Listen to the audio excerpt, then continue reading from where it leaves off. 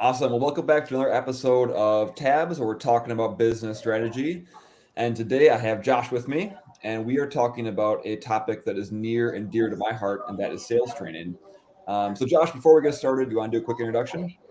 Yeah, absolutely. Thank you, James. Appreciate you for having me on board here. So, my name is Josh McDonald. So, I am a partner and head of Brainheart Growth People. So, Brainheart Growth is a growth advisory firm for lower mid market companies. We typically work with clients that are in that, 3 to kind of $20 million range. So, kind of young and growing, typically working with startups across all industries. We're industry agnostic, so we have agencies that are our partners. We also work with B2B tech companies and kind of everything that's in between and that you can imagine. So primarily, we focus on advising on anything that's above top line revenue. So that can be a lot of things. Go to market strategy, working with marketing and sales teams, I would say is probably most common. And then in addition to our consulting practice, we also have an in-house sales recruiting agency. So a while back, I actually started a company called Salesful Consulting. That was acquired by Brainheart Growth, and now that is Brainheart Growth Recruiting. And so I lead that group as well. Awesome. Thanks for the introduction. So, let's get right down to it and talk about new sales reps hired and sales training Yep. and why it's important. I think a lot of companies just kind of wing it. They know they want another sales rep. They want to grow their top line revenue. So they figure the easiest way to do that is to hire a new salesperson and go get them kind of thing. Yep. So coming from your world in the sales recruitment and sales training, why is it essential to have sales onboarding or a sales onboarding process built out?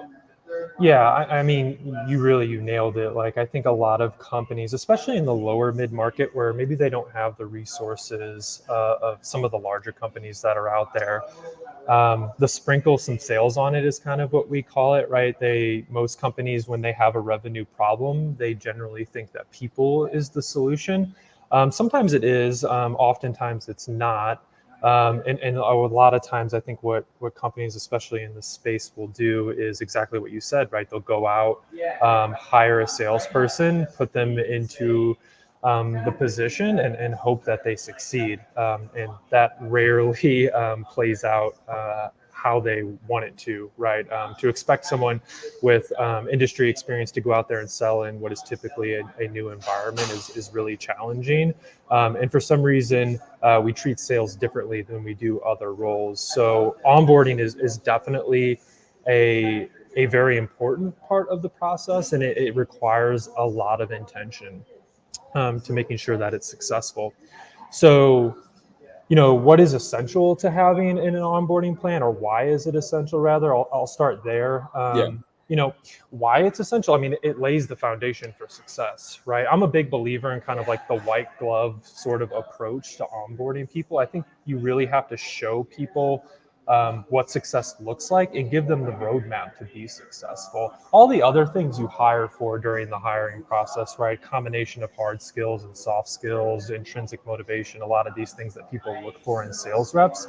But if you don't have a well thought out roadmap to how people can be successful in their role, I don't care how good of a rep it is that you hire and what their background and experience is. The probability of them being successful is really low when you don't have a well thought out onboarding plan. And unfortunately, a lot of companies ignore this, like you said, and it's not well thought out. They don't have a lot of intention behind it. And what typically happens is either reps don't perform because they haven't been given that plan, right, and that roadmap, Yep. or reps get frustrated and they end up leaving. And when reps do that, and when companies put themselves in that position, the ROI is negative, right? Both in terms of real costs, salary, benefits, the time it takes to train people, incentives, all of that, but also opportunity costs, which is probably the bigger cost, right? Of having somebody who's in a high performing position, who has gone through a well thought out and intentional onboarding process, and is, they're the ones doing the discovery calls, doing the prospecting, sending the proposals, right, being productive in their role, that opportunity cost is often much, much higher than the direct cost. And a lot of companies don't even think about it, or they even realize that it's impacting their bottom line significantly. Oh yeah, and not to mention the time of your other reps training them, the sales management or sales leadership, spending all that time with that person just to have it disappear is a huge cost for the company. Definitely. So we know it's important, but what are the main components? I think that's something people struggle with too. Is let's bring in a new rep. Let's just teach them about our product. Let's have them shadow rep for a couple days or a couple weeks, and then now they're good to go. What do you guys at your company see as the core components of a good onboarding process for a new rep? Yeah, that's a great question. And you nailed it, right? Like a lot of companies, especially again, the lower mid-market companies that are a little bit more resource strapped, right? They typically hire somebody, shadow Sally, right? Sally's one of our top performing reps. Do what she does, right? That's kind of the methodology and approach, but that's not how people learn. And that's not how and that's not how you set up people to be successful. Everybody learns differently at a different pace. Um, so onboarding, to create an out of the box onboarding process is challenging. I'll say that. But generally speaking, you do need to tailor it to the specific role and the individual person. But I think there are definitely principles that you should follow whenever you're thinking about creating an onboarding process or a new training program. So some of the things that we do that is standard regardless of the role is first sales methodology. So sales methodology is your playbook, right? And most organizations don't even have a sales methodology. And oftentimes they confuse methodology with process, right? Process is just the steps that you take. Everybody has a process and for the most part knows their process. And, in my experience, processes are pretty similar across the board for the most part, right? You have your prospecting process, you have your discovery process, maybe you have a demo. If you're a technology platform, you probably have some sort of proposal, and then you probably likely have a contracting process as well that buyers go through. But methodology really is all about is your philosophy and what happens throughout that process, and what is your playbook, right? That's what methodology is all about. What is your philosophy around sales? So we implement gap selling into all of the teams that we work in and that we train, because it's a problem-centric approach to selling. It's not product-centric. And as you mentioned, most people just throw people into product training and expect them to be successful. Which we know is not the case in our experience in working with some of those teams, especially in lower mid-market. So sales methodology is by far the most important, and it's by far the most ignored, in my opinion. The next I would say is business knowledge. So a lot of sales reps are instilled with a lot of product knowledge, but they don't actually know how to have business conversations with their buyers, which is actually really confusing. And I'm not sure how sales kind of ended up in this very product centric kind of role, because we sell, most often teams will be selling into people that are pretty high on the org chart, right? And those people are operating at a very high business acumen level. So, they're typically responsible for some line on the P&L, right? And so to me, it's much more impactful and important really that a sales rep can go out and have really coherent and high level business conversations with prospects first. That's where they're gonna really understand their buyer's world and what's important to them. And so that's why whenever we hire people, business acumen and understanding about how businesses operate and how they're measured and what the scorecard is for businesses, which is typically the profit and loss statement, not always, but that's usually what folks in the C-suite are looking at.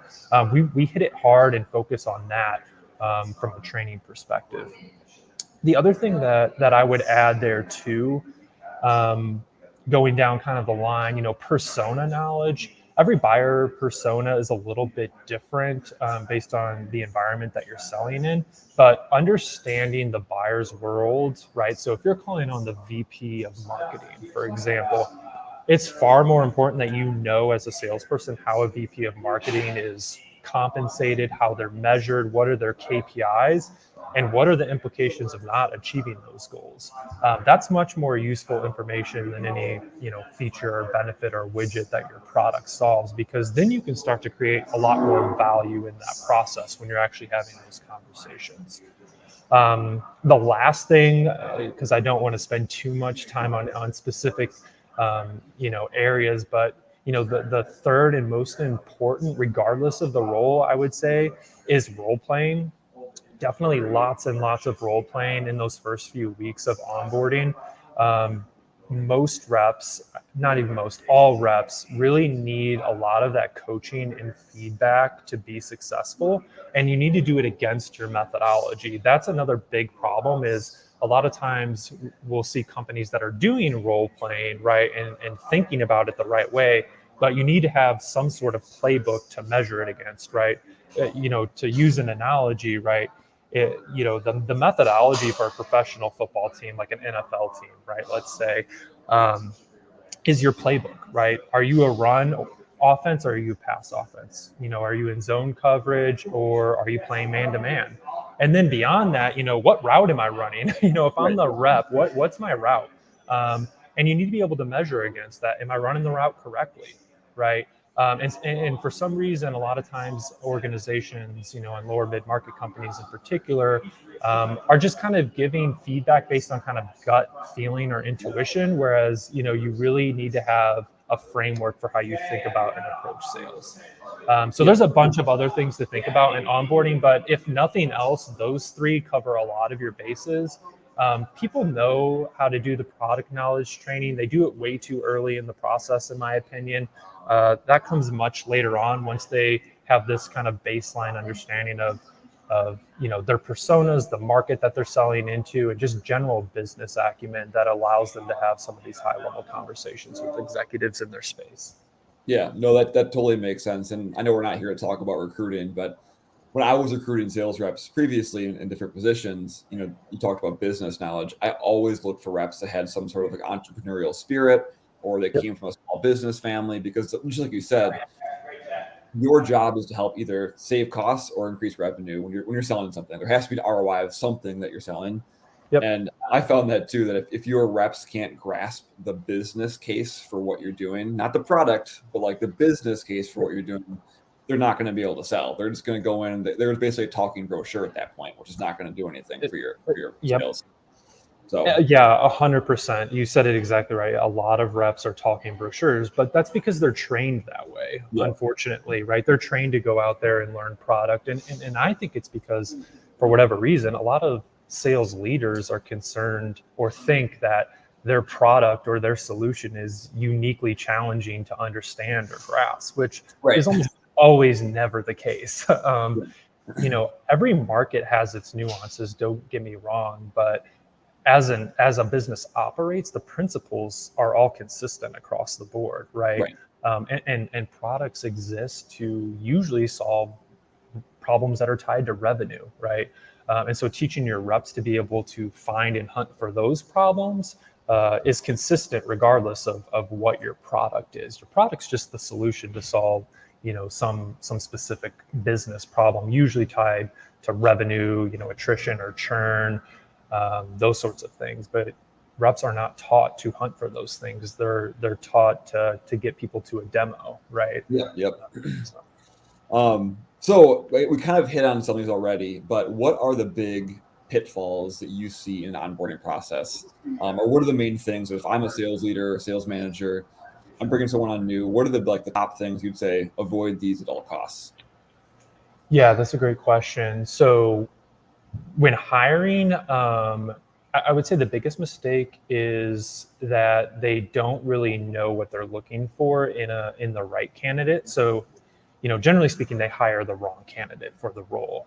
And there can be a lot of different reasons for that. Maybe misidentifying candidates' hard skills and soft skills, I would say, is a big one. So when you're hiring somebody, you have to be really diligent when you create that, I'll call it an ideal hiring profile, and stick to it and have something that's measurable, right? So you can say with certainty, this candidate stands out above and beyond for these objective reasons.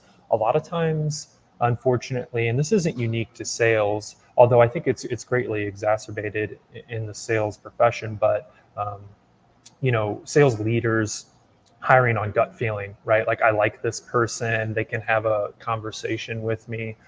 That's all baseline, in my opinion, right? Of course, you have to be able to have a conversation with people. Of course, they need to have some degree of likability. They can't be off-putting, obviously, if they're going to be speaking with customers. But really, what they should be focusing on are those hard skills and soft skills that are going to lend to their success in the role. And some of those things are kind of what I call the intangibles, the things that can't be taught, right? Is this person intrinsically motivated, right? Or am I going to have to constantly be, the rah person, behind the scenes getting people motivated? That's why student athletes or former athletes make really excellent, in particular, entry level, salespeople, is because they understand what it takes to go out there and achieve and go above and beyond. And that is what it takes, in my opinion, to be really successful in sales. You have to be very high achieving because, you're putting a significant part of your income on the line in the form of commissions, right? It's all performance based for the most part. And in some cases, it can be a high percentage of your income. And in some cases, people just hire the wrong individuals for that role that they've that they're out there hiring for. The other thing outside of just wrong candidate is wrong role, right? So a good example of that is a lot of companies that are in this lower mid market space, they when they're ready to make their first sales hire, for example, they just go out there and hire a VP of sales, thinking that they need somebody on their senior leadership team. But the problem is they don't really think about the fact that some VP of sales, depending on where they're coming from and what industry they're in, maybe haven't sold anything in the last 10 to 15 years. They've really been in a management or leadership position. So that creates an environment that obviously doesn't lend to success, because a couple quarters go by, VP of sales doesn't perform and they have to let them go. That's a pretty common thing we see in the space. When in reality, they probably should do the opposite. They should probably go and hire actually an entry-level person like an SDR or a BDR who's really focused on hitting it hard on top of the funnel. And then the co-founder, founder, or CEO, whoever has been the business development person, can really perform the role of account executive really well. And once they get into a rhythm, they can go out and replicate those. And we call those revenue units, right? What does it take, from start to finish to close a deal? For a lot of tech companies, that's an SDR, an account executive, and maybe a sales engineer as well. So once you have that nailed down, and have that process laid out, and you've committed to the methodology, you can go out and replicate that. But I see people that go out there and do that far too early. Awesome. So that was great content. So now I'm sure people are kind of swimming in their head of different thoughts about their onboarding process. What kind of the tangible steps that you'd recommend people use to get started? Or I guess what tips would you have for sales leadership to get started on reviewing their onboarding process? Yeah, I would definitely put it in the context of the team that you're training for, right? So your onboarding process for, let's say, sales development reps is going to look a lot different than your onboarding process for, let's say, like an account executive or even account manager, because the environment that they're going to be selling into and what their KPIs and what they're measured against are going to be different. So what I mean by that, for example, a sales development rep are typically entry-level reps, right? They maybe have some experience in sales, or maybe are coming from a completely industry altogether. That needs to be a very white glove onboarding process. You're going to have to hold hands kind of a lot through that.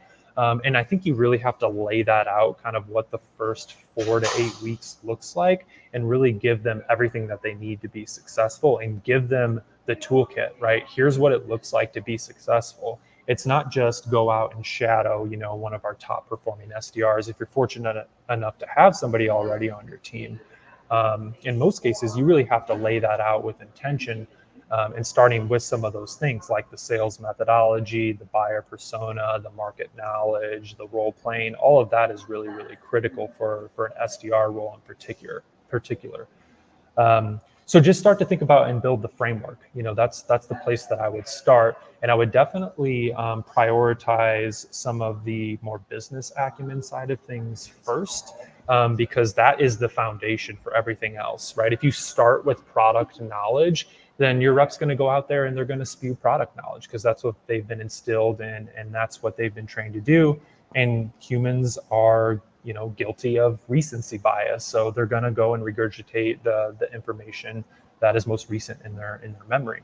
So I would definitely start with the business acumen stuff, and part of that is hitting it hard with the methodology, really taking the extra time to very well define your buyer personas, your market personas, and your market industries and verticals that you sell into, so that people know the buyer's world really, really well. The product stuff will come in time and people will start to understand it as they observe and shadow more with their team.